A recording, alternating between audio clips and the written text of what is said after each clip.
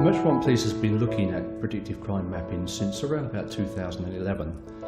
The reason for our interest was there were some very successful trials that were carried out by West Midlands Police and Greater Manchester Police that we thought were worth following up. We currently produce crime maps for 16 different crime types across the 32 London boroughs. We produce them at 3 levels of geography, which match the 3 levels that we police at, which is borough, neighbourhood and safer neighbourhood. We've been working closely with University College London since we started this process. One of the things that they've been helping us with is making suggestions to improve the algorithm we use and make it more accurate. A number of recent developments in predictive policing testify to the potential of data-driven law enforcement. A recent article in The Economist, however, revealed that British police forces are failing to adopt new technology in their fight against crime. So what went wrong? And how can the latest scientific research be translated into real crime-fighting weapons? In our opinion, existing commercial systems have 2 key shortcomings. Firstly, predictions typically highlight the most risky grid squares, rather than the streets to patrol. Secondly, the accuracy of predictions has not been verified, which may discourage wide adoption. More importantly, the systems might not guide patrol in an intuitive way and may not give feedback on whether police officers patrol the right places at the right times. UCL SpaceTiemLab has developed an integrated platform for intelligent policing in an operational context. It emphasises that intelligent policing is not only about crime prediction, but also how to act on it and how to evaluate it. The platform consists of 3 interconnected parts essential for policing: network-based crime prediction, patrol routing strategies, and performance evaluation. The crime prediction tool uses the street network as the spatial base for the prediction of urban crime.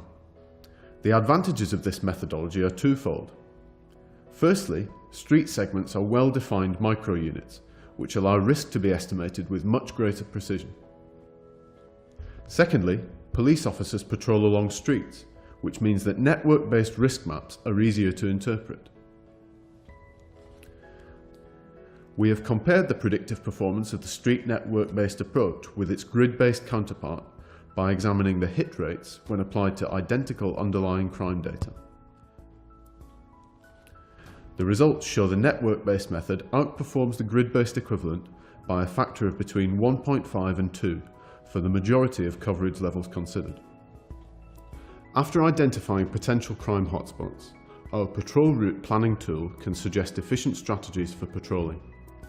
For a given set of police station locations and a given number of officers, a control centre provides movement instructions for multiple officers using an intelligent algorithm. Moreover, the control centre records the routes of officers and is capable of reporting the coverage level of crime hotspots. Here, the redder colour means more coverage.